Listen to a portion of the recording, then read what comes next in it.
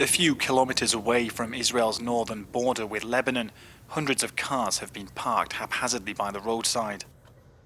They belong to reservists who've shown up for duty at a nearby military base, heeding the call to prepare to fight.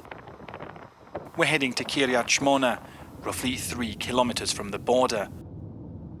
At the time of filming, this community still hadn't been given a mandatory evacuation order, but it still feels like a ghost town.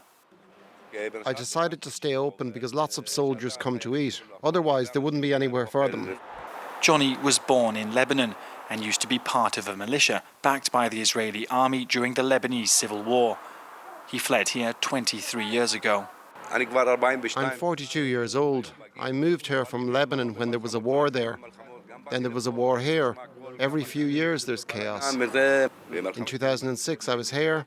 The war of 2006 was very difficult, unlike right now. I spent 20 to 25 days in the shelter back then. Not far from here, we're meeting the town's mayor in a shelter. This becomes the town hall's command centre at times of crisis. He greets us wearing a bulletproof vest. Normally, we're a city of 24,000 people. Not anymore, because of what's happening, because of this city's history, which for 36 years now has endured constant missile attacks and terrorists infiltrating. I don't think any other city on the planet has endured that.